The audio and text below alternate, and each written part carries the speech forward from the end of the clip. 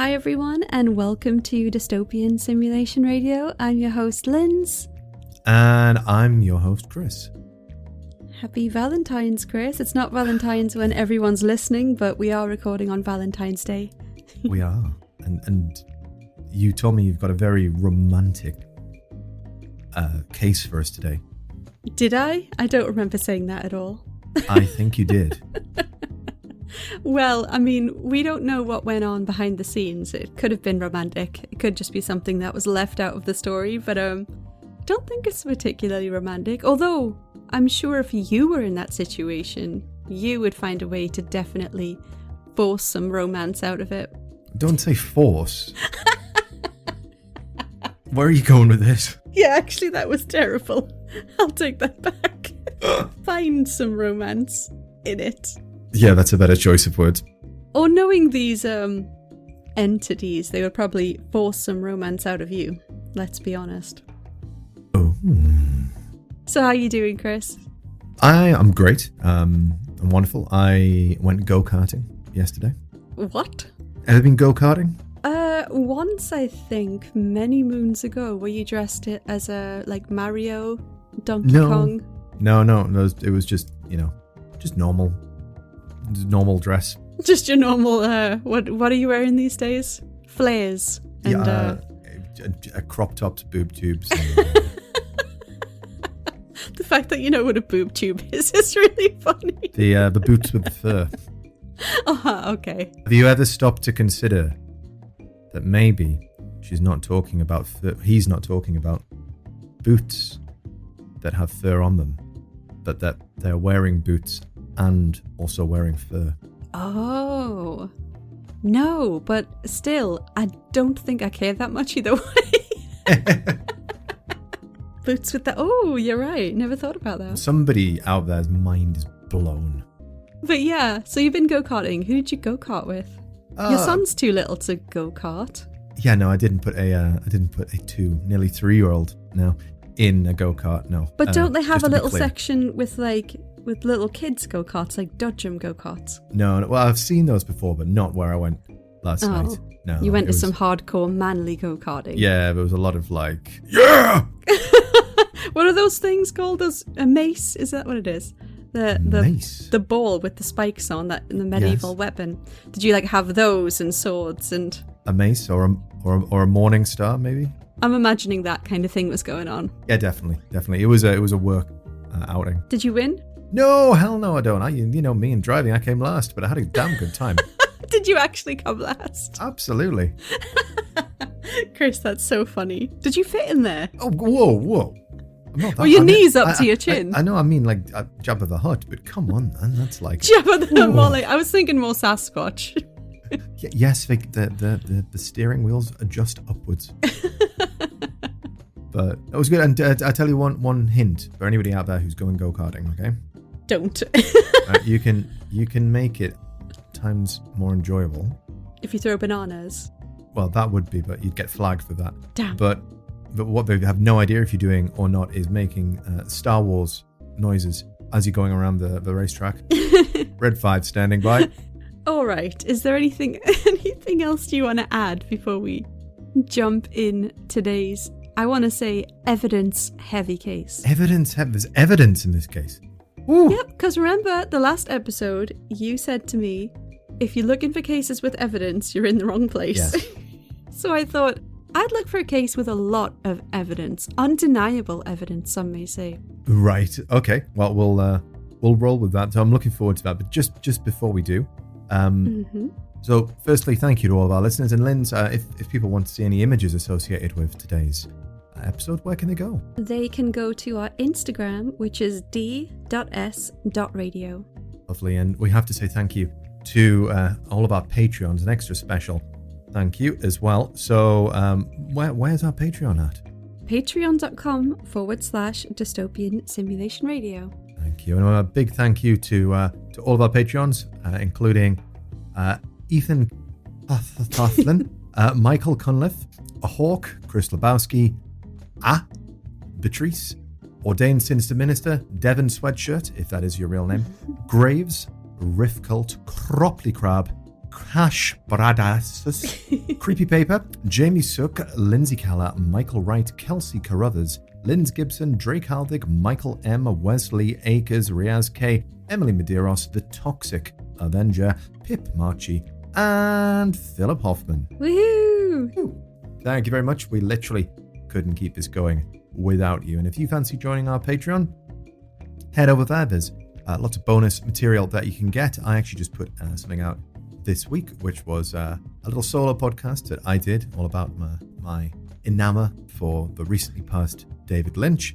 And Linz, you put one out the week before, which was it was with Gen Y, wasn't it? Yeah, well, I put out an episode with Justin from the Generation Y podcast. We talked about conspiracy theories, what they used to be, what they are now. I also have an episode up there with Jesse Pollock, the author and podcaster. And I have something with Jordan from Nighttime. Just basically, we have a lot of stuff there. If you join up, you can go listen to all of it. And you can also watch Chris finally try dipping a French fry into a milkshake, but it was kind of a runny milkshake, so it doesn't count. It was thick. It was thick and creamy. It's ew. Don't say that. Yeah, right. It needs to be McDonald's milkshake, Chris. More like soft ice cream. Absolutely not. Sorry. What were you? Are you saying to me like where this came from? I was told that I went specifically to a like 1950s style diner because that's where this is supposed to have come from, and now you're trying to change the goalpost and you're like, oh no, it's McDonald's, and it's like, no. Is that meant to be me? What was that voice, Chris? What was that? It was 100% you. That is not me. I don't know what that was, but never do that again. Regardless. Try it with, okay, I know you've done it the old timey way, but nobody does that. So you got to go to McDonald's, unfortunately, and you've got to get a little milkshake and a French fry and try it again. Just give it one more shot, you know? You're so easy to write this off, aren't you? Aren't you? Yes, because it sounds atrocious. It's like... It should be atrocious, but it's not. Like if you're like, oh, do you want to go skydiving but with no parachute? No, I'm all right on that one. I've got that the same, is in no way the sort same of reaction to this. Like these two That's things. That's because you had a runny milkshake and nobody wants a run. Will you just get on with it? Nobody cares about this. Get on with the conspiracy stuff. You promised evidence. Excuse me, it's not a conspiracy. First of all, I don't know what it is. It happened. Exactly. Runny milkshake boy, so calm down. So what is this? A history of milkshakes at McDonald's and the conspiracy theory that their milkshakes used to be runny but aren't. How did you... This is the first time you've actually ever guessed a topic. Have we said everything we need to say? Oh, one more thing. Our intro is by Septembrio and his books are open. So for all of your producing needs, if you need an intro song for your podcast or anything like that, all of his socials are at Septembrio. So you can go and ask him. He's very good, as you can hear. But yes, Chris, milkshake arguments aside, we have to come back together today. Why are we fighting on Valentine's? It's so sad. This always happens. Today we're looking at a case that has a lot of evidence for us to scrutinize. This file is very big. Today's case takes us to Manitoba, Canada, and it sent us on a man named Steve Michalak. And the year this took place is 1967. Steve Michalak was a Polish immigrant, and he was around 50 years old at the time of this encounter. He was born August 7th, 1916 in Poland, and in 1967 he lived on Lindsay Street in River Heights, Winnipeg, with his wife and children.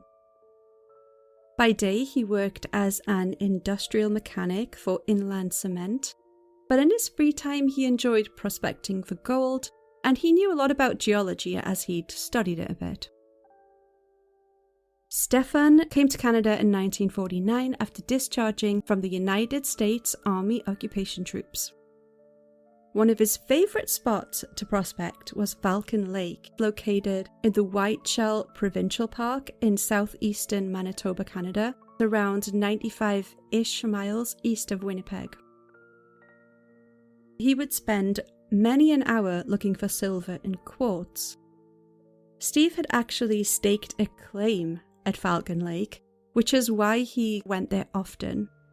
You have to apply to mine bedrock, which means getting a claim that gives you the right to mine in a specific area. So Chris, if you've ever watched one of the many gold hunter reality shows, you'll know that this is generally done by showing up to an area that's not already claimed, stabbing in some posts or pegs into the ground, and making a formal application. And then that's your land that you can prospect on. So, one weekend in May 1967, Stephen heads to his spot. He clocks out of work at around 3:30 p.m. and he hopped on a bus to Manitoba. He chose this area due to the presence of quartz veins in some specific parts within his claim. He knew there was precious metals in that area that he could potentially unearth. Any questions so far? No. Well, my only question really is, there are reality shows based on gold prospecting? Oh my god, yes, there's so many. Like wars, but for gold. Kind of, yeah. And there's usually like competing teams and stuff, and people try to steal each other's like kind of land, and yeah, it's high stakes shit. People lose their houses and everything. Shit. It's wild what people put on the line. There's like Australian ones, American ones, all kinds. There's like so many of them. According to Steve, the hike from his motel to stake his claim took a couple of hours, but he finally reached it. We have general coordinates here, which I found in an old document online. So Chris, if you could just open these coordinates in Google Maps, and you can describe what you see, which part of the world this all went down in, just to get an idea of where we are in the story. Okay, well, obviously it's taking place in Winnipeg, Manitoba, Canada, but it's quite actually on the border of Winnipeg. Actually, it's almost, I mean, these actual coordinates are actually over the, what are they called? Technically, it's not states, it's provinces, isn't it? Yeah, technically this is in Ontario. Yeah, I don't know if it's the exact coordinates, but it's what they kind of put in a document because they weren't sure at the time, because we'll get into that, but... It's, if it's, either could stake a claim to it, it's that close to the border. It's in a very mountainous, remote region. Yeah. Maybe. It's very green. There's a lot of... It's basically the middle of nowhere. It is. Best way of describing it there.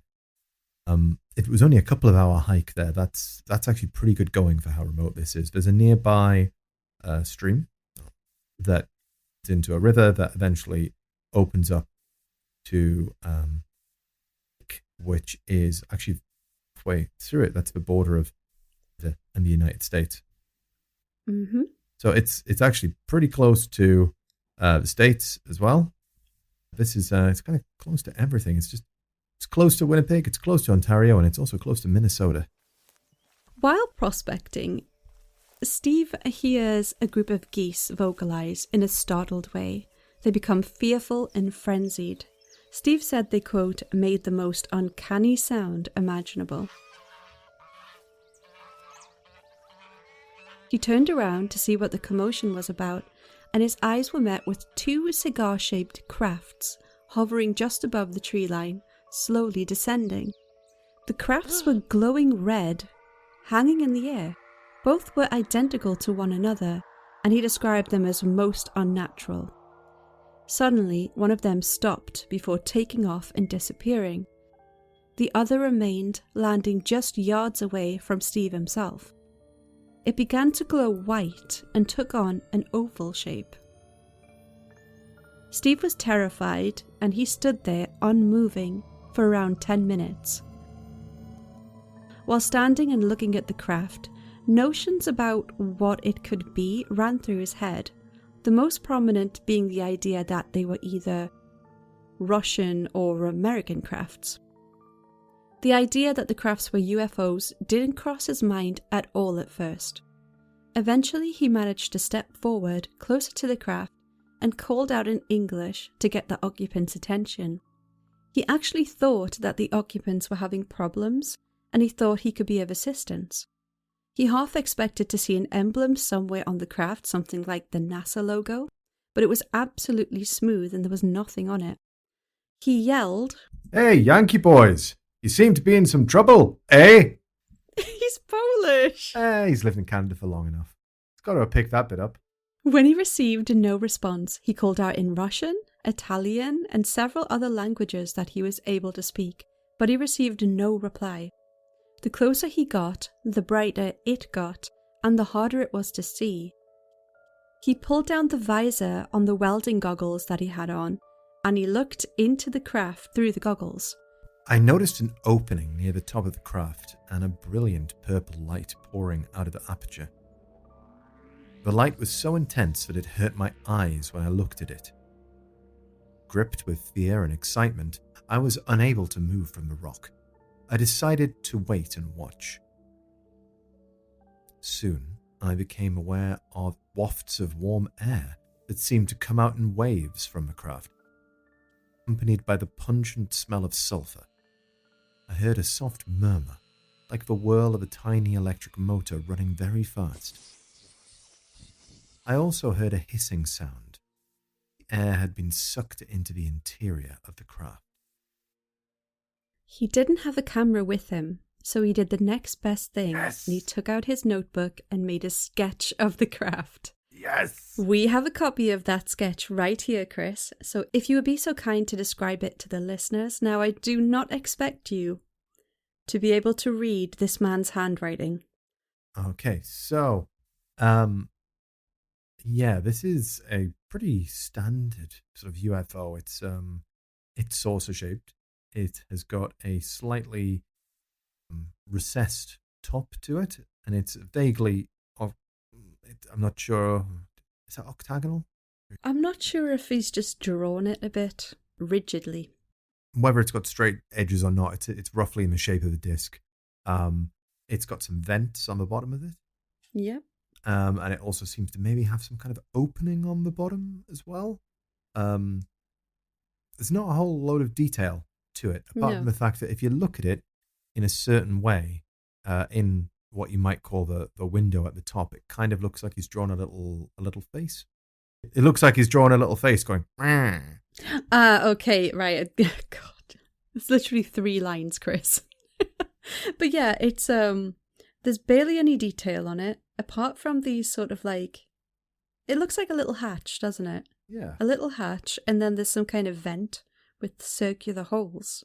That's about it. He has written stuff, but it's extremely hard to read his cursive, scratchy handwriting. It's not the easiest thing to read. There's a little additional section on the bottom though, but you can read it. It says National Research Council of Canada, and then beneath it in French, and then it says the Public Archives in Canada, or the Archives Publiques. So mid-sketch, 2 panels located on the side of the craft open up, emitting a warm ray of violet light. The craft appeared to be made of metallic-looking material that resembled steel. He can't see any seams, lips, or rivets. It's completely smooth. He approaches it, and he rests his hand on the side of the craft. It is red hot to the touch, and it burns the fingertips off of his rubber glove that he's wearing, as well as the peak of his cap, which also makes contact with the craft. He looks into the hatches and he sees lights and hears voices, but he can't make out what they're saying. The muffled voices inside sounded human, with 2 distinct voices, one higher than the other, which, to be honest, Chris, I think might be time-travelling DSR listeners enjoying a lengthy history of Steven Seagal's Jamaican dancehall music career. I mean, what else would it be? The craft begins to emit other noises, causing him to back up a bit. He hears what he believes is the sound of a motor starting up, and there is a blast of hot air as the craft suddenly ascends. Unfortunately for Steven, he's standing right by what appears to be the exhaust of the craft, and compressed air blasts him in the chest as the craft departs, leaving behind nothing but the smell of sulfur. He falls back, his t-shirt and undershirt alight. Steven stopped, dropped, and rolled to extinguish the flames, throwing off his shirt. The craft shoots up about 30 to 40 feet before disappearing. He feels sick, He vomits, he feels zapped of energy, completely drained. Remember, Stephen is in the middle of nowhere at this point. He has quite the hike to get back to the motel, and he's had this terrifying experience. At this point, he's laying on his back looking up at the sky, watching the craft until it becomes a small dot and completely disappears. He's panicked. He needs to get out of Dodge, but it's a 3-mile hike to the nearest town. He scrambles through the forest, crawling, clawing at the ground, running, falling, stumbling. Eventually, he makes it to the Trans-Canada Highway. His compass, by the way, was absolutely no help during his whole ordeal of getting out of there. He said that the needle was spinning erratically. He lays there feeling like he's going to die. None of the passing vehicles stop to help. He then speaks to a highway patrol officer who's going by named G.S. Solotki. He was dismissive to him, he says. This officer would later say that he actually did ask Steve if he needed medical attention, to which Steve said that he didn't, and he just left. So Steve eventually manages to drag himself back to the motel he was staying at, getting there around midday-ish. His first thought was that he needed to be examined by a doctor, but he's informed that the nearest doctor is around 20 miles away and he doesn't have his car with him. He came via a Greyhound bus. The bus that takes him back home is gonna depart around 8 p.m, so he's got several hours of suffering basically. So he calls his wife to tell her that he doesn't feel very well and that he's got to come home early. They decide that their son should meet Steve at the bus station in Winnipeg when he arrives. With nothing else to do, Steve lays on his motel bed with an unquenchable thirst that does not cease regardless of how much he drinks. He feels sick and dizzy and completely out of sorts. He struggles to the point that when he eventually boards the bus, his fellow passengers think that he's intoxicated. When he finally makes it back to Winnipeg, his son picks him up. At this point in the timeline, Stephen has not told a soul about his experience. Ooh. So that is basically the entire incident, how it happened. Now there is, obviously, this is, the first part of the episode, so there's a lot of stuff that comes after, but this is the initial event, the initial incident, Chris. What do you think about this? I mean, this reminds me very much of quite a few of the other cases we've done, specifically our oft-mentioned Bob's Balls episodes. Yes. So much as you have an encounter, you go back home, then you start to feel more side effects from the incident. It seems to linger with you for a long time. It's sounding very par for the course in terms of interaction with a UFO. It's interesting he chose not to tell anybody. Yeah. That sort of also leans into the fact that he fully anticipates that this is ridiculous. It may also be the fact that, as you say, he's not thinking this is a UFO. He's thinking, oh, this is America or Canada. It's a state secret. Maybe I should keep my mouth shut about this, and I'm sure someone will come and visit me and tell me, well, good job there for keeping your mouth shut. Just make sure it stays shut. Yeah, exactly. Like, this is one of the cases where, he's a mechanic, he was in the army, he's just thinking it's some kind of high-tech craft. And like you said, maybe he thinks, I shouldn't talk about this. I don't think he initially thought it was an extraterrestrial thing or UFO. I mean, technically it's UFO, but not in the way that it's like an alien visitor or something. He just thought that it was some experimental craft. So yeah, you're right. This did kind of remind me of Bob's Balls, although I think Bob's Balls was, that's the first episode, by the way, if you're a new listener, if you don't remember. That was the first episode we ever did, and it was fantastic. But Bob's Balls, I think it was a bit more scary in the way that he got chased by spiky mines. But, this one, Steve approached it. So, him putting his hand on it and touching it was where he got his injuries. Otherwise, he probably would have been fine. Steve goes to get medical attention. He goes to the hospital. So when speaking with the doctor that was treating him, Steve made up a story to explain his injuries, which he was inevitably asked about. He said that he'd burned his chest on a plane engine. The burns were attended to, he was given a sedative, and he was sent home. Now, Chris, let's look at a picture of the burns. Ooh, okay. Evidence. All right, so we have a few different sort of angles. If you could take a look at these and just, tell us what we're seeing here.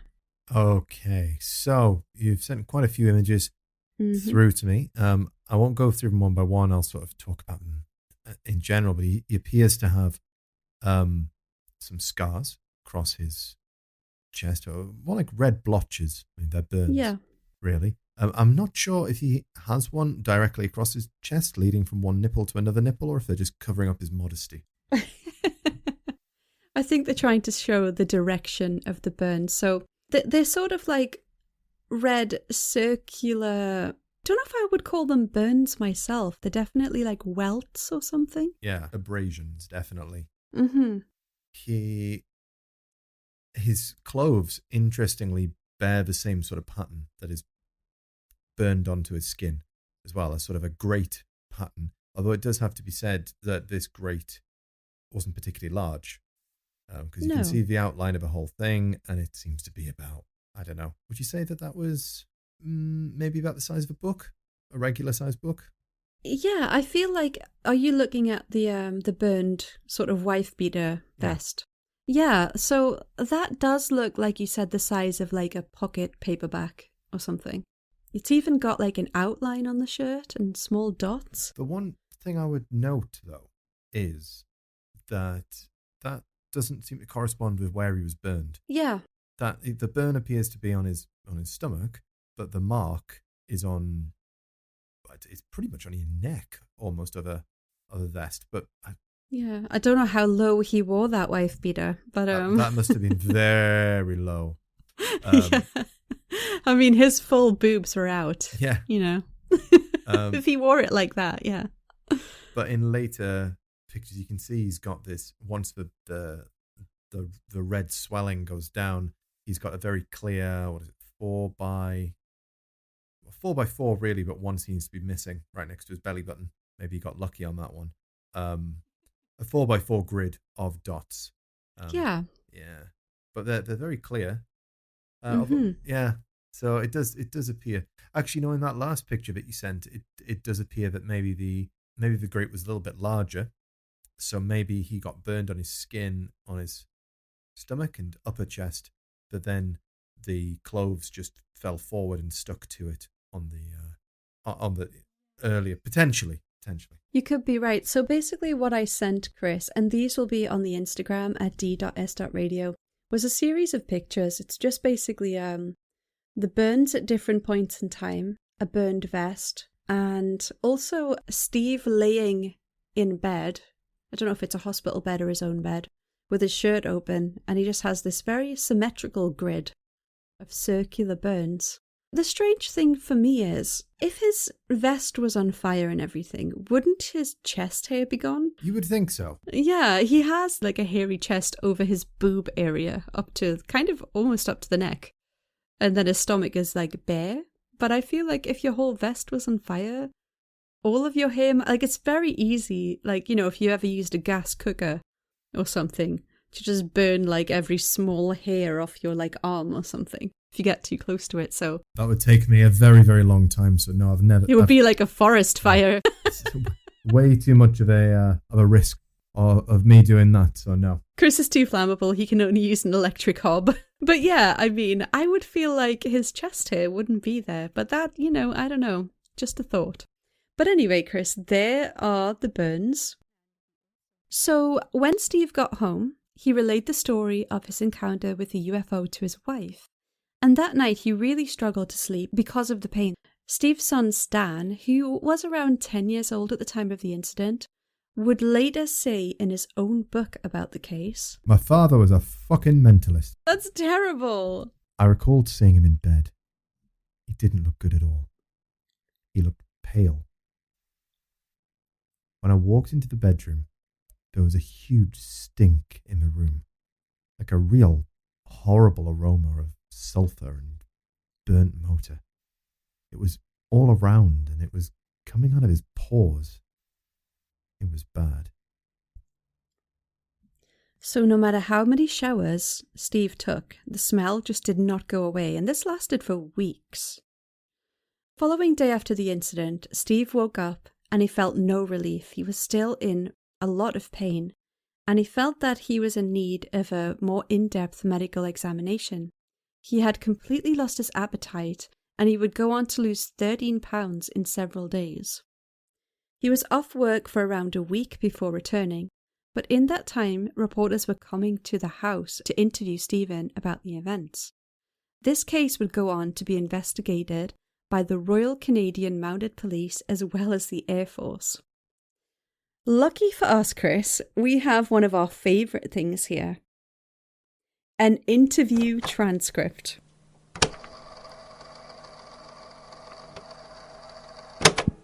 Alright, now getting back to these things approaching you from the southwest, what happened after you first saw them?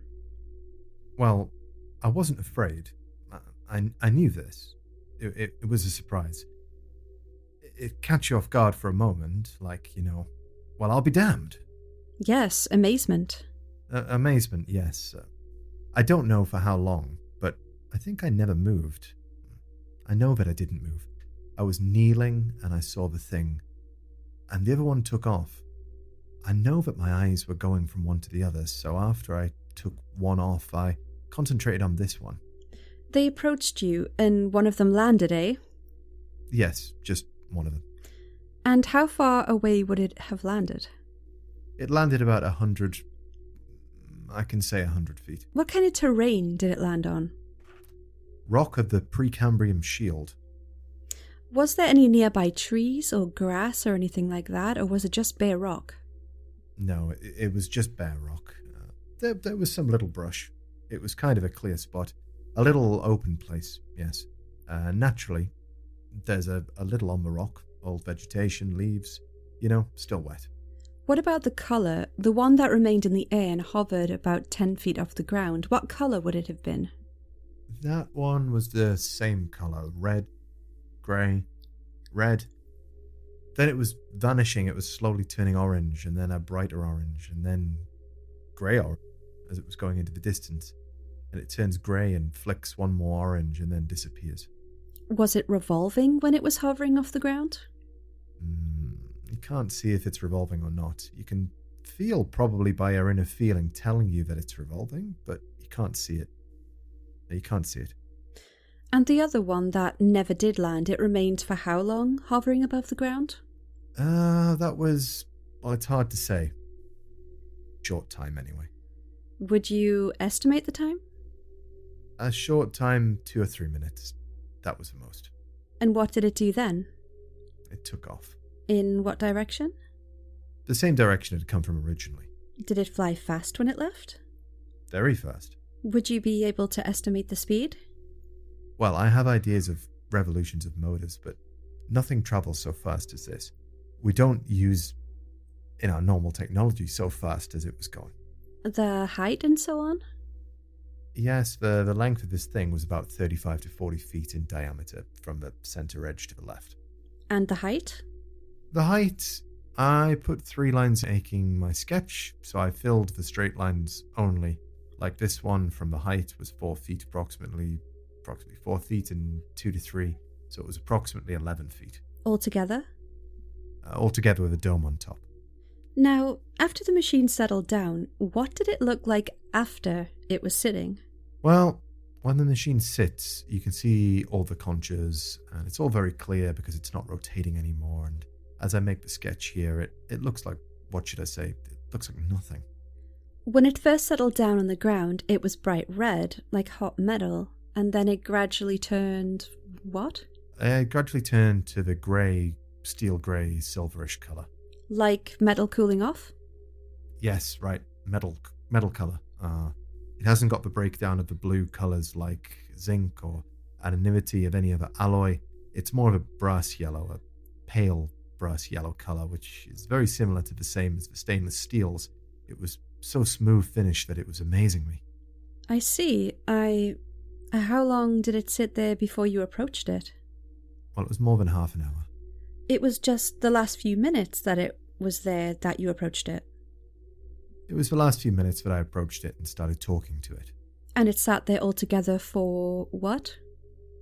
A good 45 minutes. It was a long 45 minutes.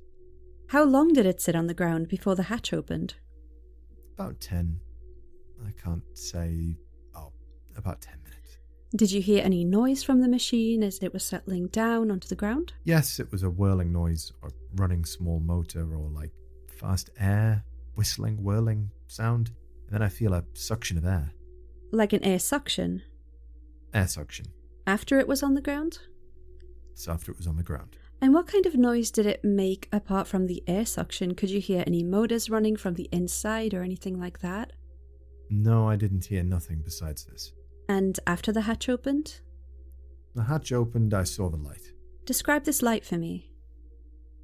The light was a column, bright light. It was so bright that it was many, many violet colours, different shades involved in it. Where you see the streaks on it, lines in the beam and heart-shaped. There were rounded corners. You can see the holes, just like a photo reflected on the ground. The bright violet light was patterned on the ground. Well, it looks to me like it was coming from the top, about 45 degrees from underneath the top of the dome. From what you saw from inside the machine, what about the walls? How thick would the walls be? It was at least 18 to 20 to 22 inches thick, with the ribs inside. Like at first, you have the imagination of a grate, of grates or something like grates. In the walls, the ribs in the walls? Yes. The walls were 20 to 22 inches thick, you feel, eh? Approximately, yes. And then when you approached this machine, just what happened? You gradually approached it and you spoke with it, eh?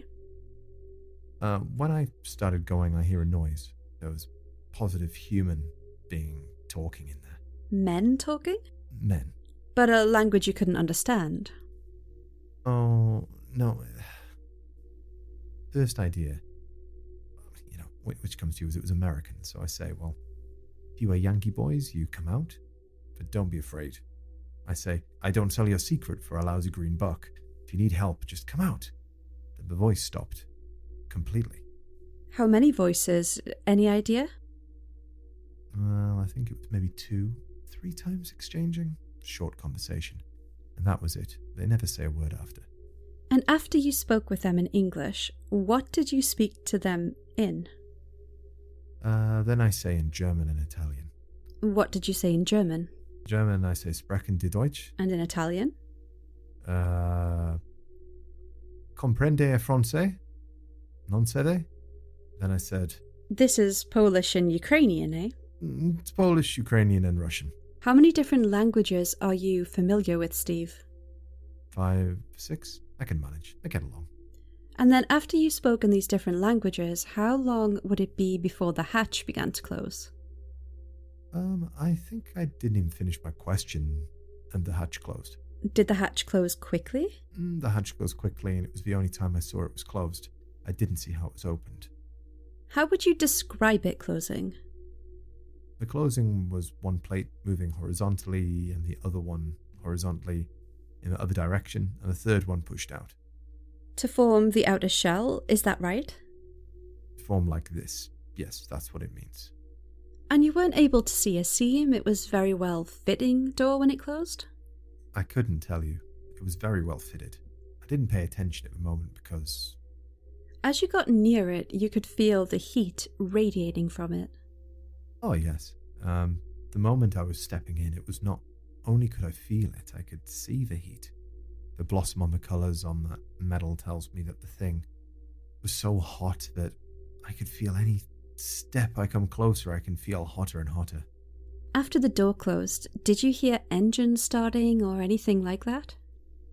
Oh, just started turning red and started rotating to the counterclockwise.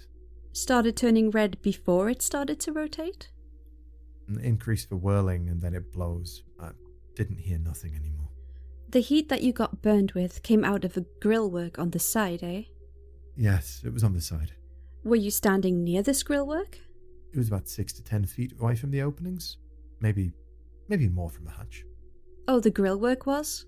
And how far would you be standing from the grill work on the side of the machine? Oh, from the blower, I'd say the length of my hand. You reached out and touched it, right? Beside the grill work, eh? Yes, that's right. And as the machine started to leave the ground, was this when you got burned, was it?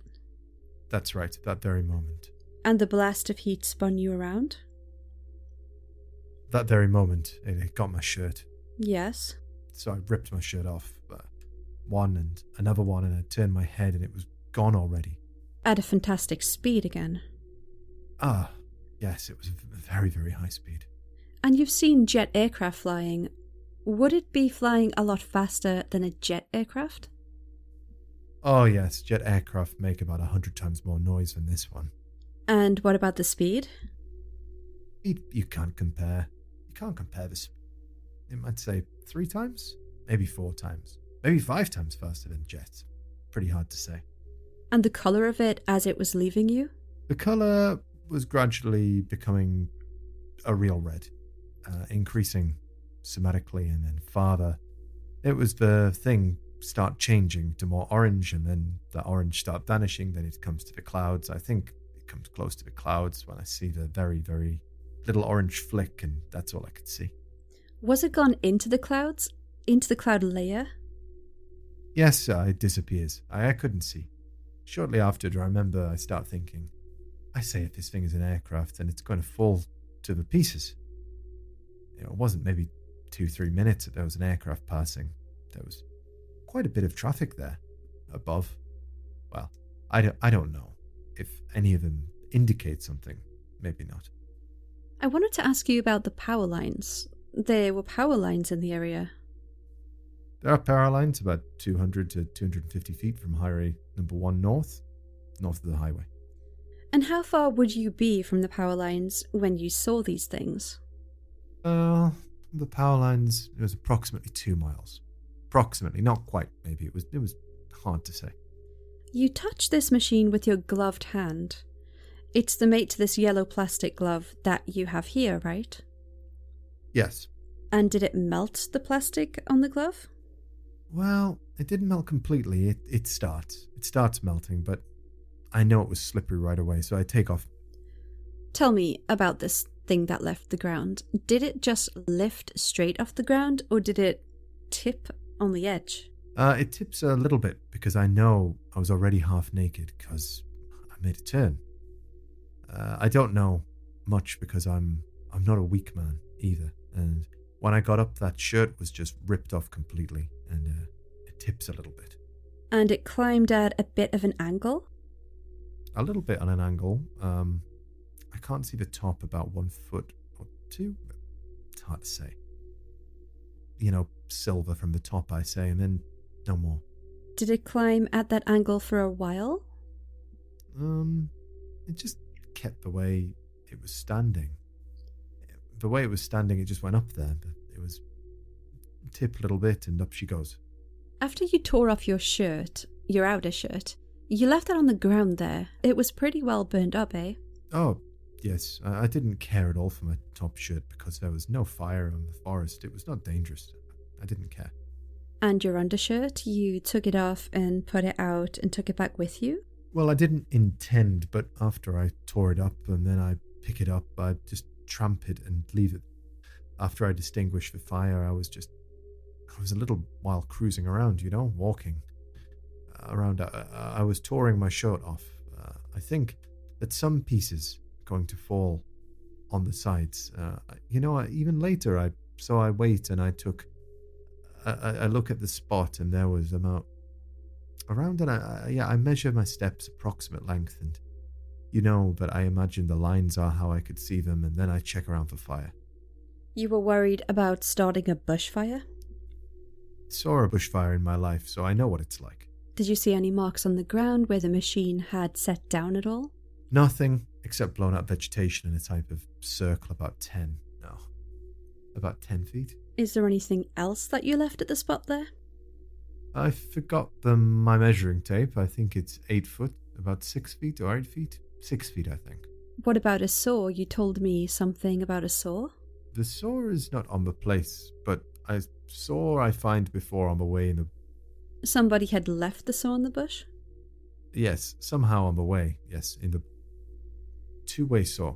So on one side is a rip saw, cross-cut on the other side. It's a sweet saw, kind of like an old-timers, you know? A wooden handle and a straight blade, so that saw would probably be there again. If I missed it, I missed a degree or something like that. How far away would the saw be from the spot? The saw is about halfway out. I see. Halfway out into the highway? Halfway by the culvert. I put on the stone on a rock there. How long did you stay at the spot after the machine left? After the machine, I stay maybe at most 10 minutes. Then you started for the highway? Then I started feeling bad, so I vomit there. You say you felt sick then, eh? So I start heeling it to the highway. I say it's the only chance I have. Did you vomit there? You felt sick right there, eh? Yes. And how long would it have taken you to get back to the highway, Steve? Oh, it takes me, I don't know. I was going very fast. I was going faster than before. Did you feel sick quite shortly after the machine left? It didn't... Yeah, yes. I feel a little bit. Not much, but then it gradually started increasing and increasing. I start vomiting, whether there was any more in me to vomit. Before I reached the highway, I stopped there, you know? I was vomiting for maybe 2 minutes, and then I went out. I was empty. And the smell from inside my body was this coming smell of burning. Smell of the motors, the wires, the cables burning like a wire or an electrical motor when it burns. The smell. This is the taste you had in your mouth? The taste and the smell I had. I see. How have you been feeling since this happened? Since this happened, I don't feel very good. Have you not been able to eat anything much? I didn't eat. I just tried today. I called a doctor. Order I ate today. This is my first toast and a glass of milk. And has your head been aching? Head is still aching. Still aching a little bit? Still, I have blackout today. You did, eh? In the car. How much weight have you lost? I average losing about 5 pounds a day. I lost 15 pounds already. This is the 4th day since you had this experience. Yes. Steve, I wanted to ask you about this smell. Is there any smell in the area? It seems like you enter a big, large room where there's nothing but electrical equipment running, and you can feel it. Yes. Did the smell remain after the machine had left, or would you know? Well, I can't tell you, but I still smell a little bit.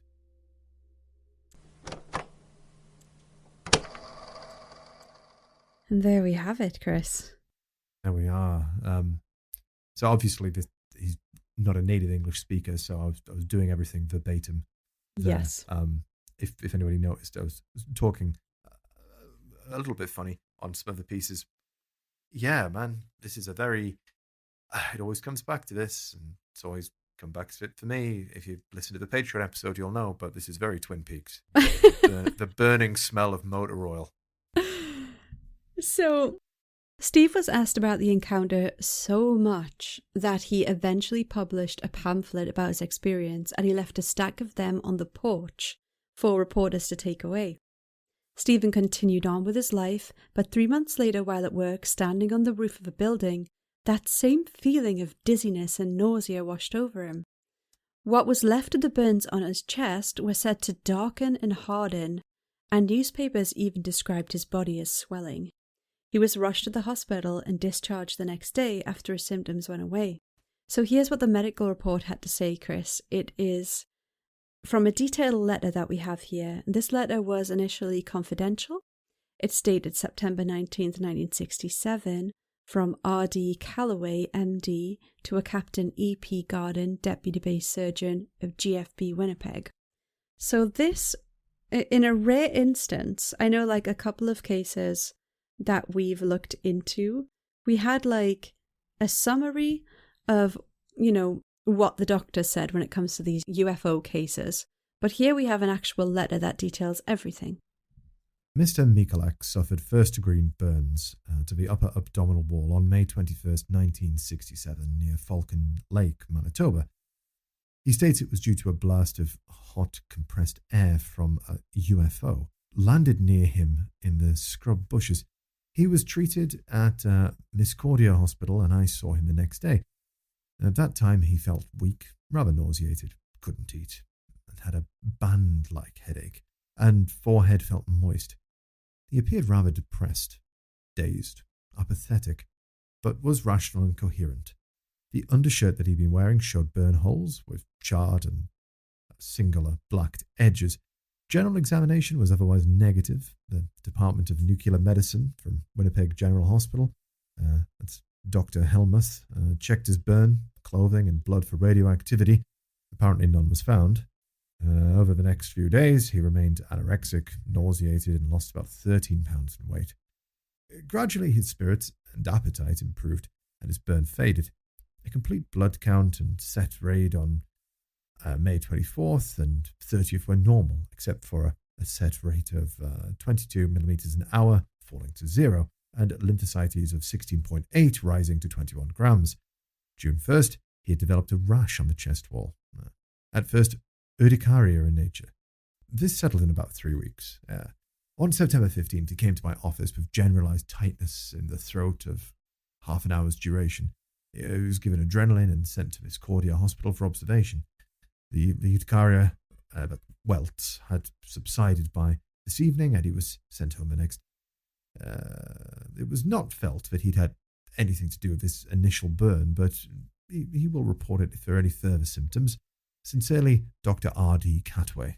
Right. So I think in cases like this, people always go, it's radiation poisoning, right? Like we've had that in a few cases of even cryptids, not just UFOs. So I feel like this is one of those cases where we actually have like a medical document where we can say it was not radiation related. Yeah, there certainly doesn't seem to be any radiation. Yeah, they reported no radiation, negative. But the weird thing is, a few months later, so maybe 3 months later, he experienced the same symptoms, and then another 3 months after that, same symptoms again. And these quote-unquote burns, they would reappear each time, which is really bizarre. How strange. Yeah. So some have theorized that the initial burns seem more like a rash or an allergic reaction. I am not sure from what, but I suppose it could possibly be like some kind of plant out there, but it doesn't really explain how it kept reappearing. No, not really. It's unusual to have a rash that just reappears. I suppose burn marks can stay. Yeah, versus like sort of inflaming and coming back every 3 months. It's really strange. Like, in the pictures that we have, I feel like maybe we're looking at like the initial ones, which were these little circle things. And then maybe after they flare up again are the more blotchy ones. I'm guessing that's the order they were sort of taken in. Don't quote me on that, but that's what it seems like. But the first pictures of the burns we have in black and white, those like circular grid ones, are so strange. It almost looks like he fell stomach first on some kind of like old waffle maker or something. Like, it's really weird. Yeah, I mean, we do have to say that there's a number of earthly ways that you could get burned. Yeah. By a grate. So maybe not typically out in the wilderness, but I don't know. Yeah, he was at a hotel beforehand, so you know it's. I mean, even if you built a fire out there, you know, if you used a metal platform that had air vents in it, you could possibly burn yourself. Yeah. On that, there is a number of ways that he could have burned himself. Yeah, there is, and like the sort of perfect square, like because the vest had almost an outline around the grid, which made me feel like, you know, when you burn something with an iron, like a shirt with an iron or something, and it kind of has that like outer rim and then the circles. It reminds me of something like that, but I mean, I know you don't really get square irons, but I was thinking like, could there have been some kind of press in the motel room or something? It's just a really trouser press, weird type of burn. Yeah, exactly. I don't know what they look like. I just know that they existed in the past. But yeah, So in an Unsolved Mysteries episode about this case, the burns were said to be determined as chemical burns. So chemical burns commonly come from things like bleach, battery acid detergent, paint removers, metal cleaners, pesticides, even wet cement, and so on. But yeah, I mean, that still the perfect circles, doesn't really explain. It would be very hard to paint perfect circles of like some chemical agent on your skin and have it burn you to that extent. But apparently for years and years after this incident, these burns could be felt under his the skin of his abdomen and stomach, and he called them his buttons. So this case was actually investigated. There's all sorts of documents out there that you can trawl through. I'm talking hundreds of pages of letters and reports and all kinds of stuff. We'll link that in the Patreon because it is pretty interesting. I couldn't get through all of it before this episode, but there's a lot. And it's quite interesting because it includes like other UFO sightings around the time. But some of these documents detail our main man Stevie getting a visit from the Safety Assessment and Control to determine if he was harbouring any hazardous radioactive materials that he may have brought home from the landing site at Falcon Lake. So on the 24th of July 1967, a bloke from the Manitoba Health Department, along with a guy from the cancer clinic, dropped by Stephen's home, and he showed them samples that he had in his basement from the UFO landing site. So he had soil, rocks, some vegetation like moss, and his burnt shirt, which, he said in the interview he'd left behind at the scene, so he's obviously gone back.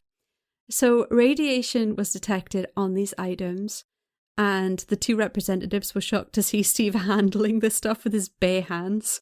And they tried to get him to wash his hands, which eventually he begrudgingly did. He had retrieved these samples and the shirt at a later date, obviously, after being unable to locate the landing site when he was accompanied by officials previously. So he said that he was too afraid to go back and locate the landing site in the presence of the officials, like the official investigating bodies. And he had promised that if he did go back on his own, that he would not remove evidence from the scene. He clearly didn't keep his word on that because they were all in his basement, being handled with his bare hands. But I guess he did touch the UFO, so he's probably like, fuck it. He says that he found it easier to locate the landing site when he went alone, although he may have gone with a friend, actually. He said that it was harder to find it when he had a group of official people with him, confusing him and suggesting all the different directions it could have been in. So the scene itself, once he went there, he found a circular burn in the grass over 15 feet in diameter. And investigators also noticed when they later went that some trees above this circle had dead branches, as if something had snapped or damaged them on the way in and out, which is very interesting. The area itself was quite radioactive, but essentially the radioactivity was determined to be naturally occurring in the area. It's quite rural, and the levels weren't high enough for it to be a threat to the public, so nothing was really done about it. They believe it's caused by a vein of radium that runs under the area. So the photos of the burns are not the only piece of evidence, Chris. There were also some silver things found at the site. So let's take a look at these silver things, just to sort of round this up here. If you could describe to the listeners what you are looking at. So these look like pieces of metal. They're about 4 to 5 inches in length. They look like they're pieces of metal that have been left out in the elements for a long time. One could possibly be a blade of some kind. The other one, it's in a W shape, so it could be anything. Looks like a bit off a car to me, but I don't know. But these look like they've been exposed to the elements for quite a long. They look very of earthly origin. I'll put it that way. Mm-hmm. They don't strike me as pieces of UFO, and also there was no discernible bits of UFO.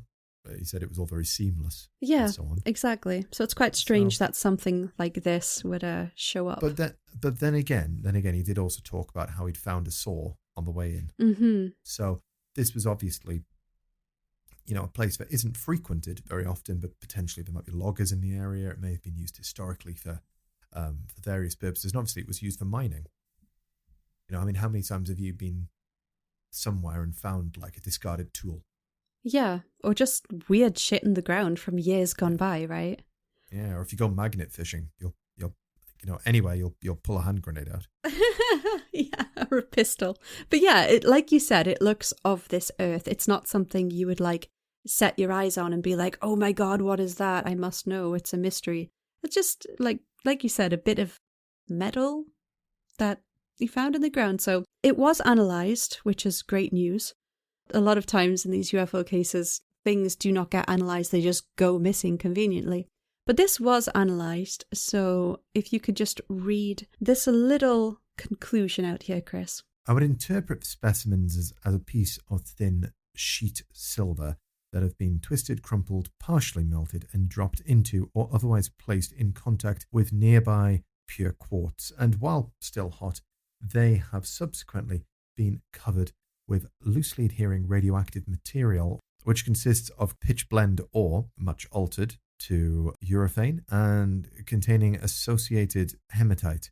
These naturally occurring radioactive materials are found typically in the uraniferous deposits of the Montreal River area and in parts of Beaver Lodge.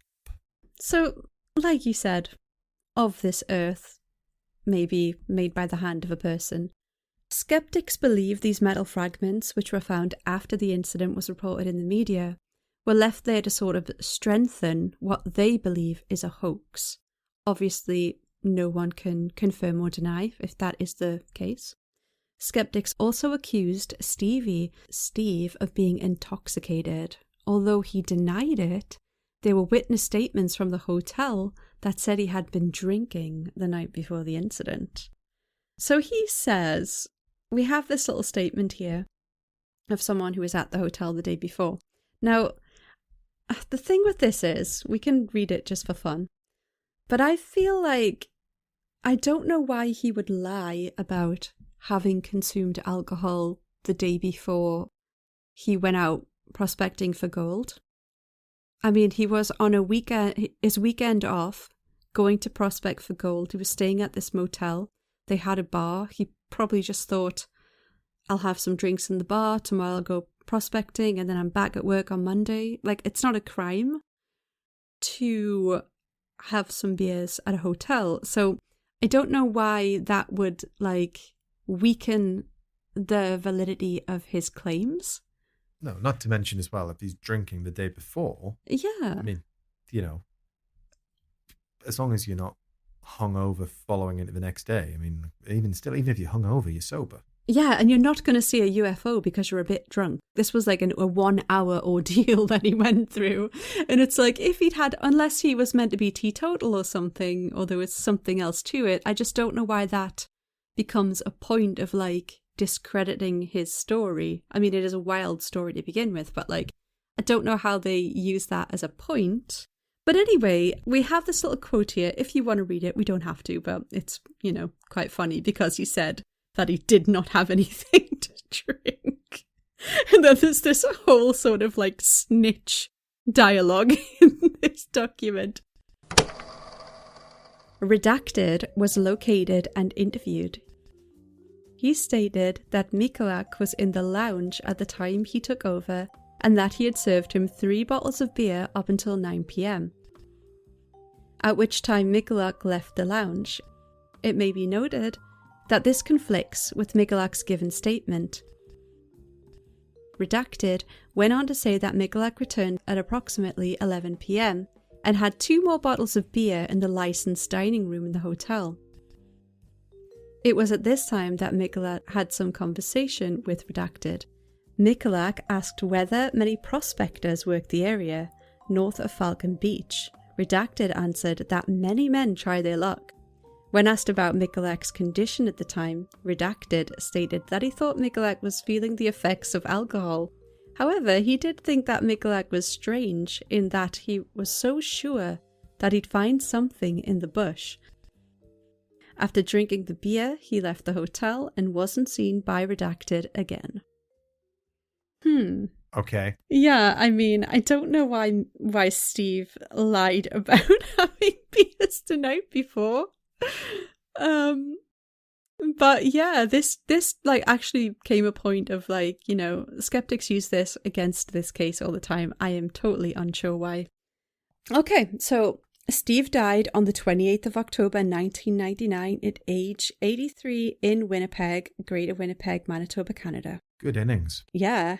His son Stan said, "If Dad hoaxed this, remember we're talking about a blue-collar industrial mechanic. If he hoaxed it, then he was a freaking genius." And that's the story of the Falcon Lake UFO incident, Chris. Wow. Very interesting. I think it's... I mean, again, you've got... This is very similar to the Bob's Balls incident, the Decmont incident in Scotland. You've got a very sort of, you know, unlikely source to be making this up. You know, a working man, a man who seemingly has got no interest in any of these types of fantasies, a man who never changed his story, swore it all until the day that he passed away. Children writing books about it. It's interesting because apart from the details of the actual craft, these are sort of the same experiences.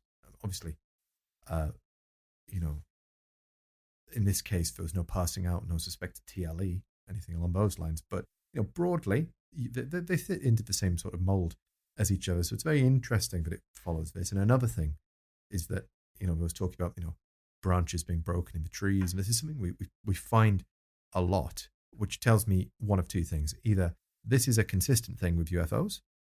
They like to hover around the tree line and ultimately break the trees, or branches just fall off trees, which they might just do as well. So I don't think, I mean, unless you're finding a ton of them in a sort of circular pattern, it's probably not telling me that was a UFO.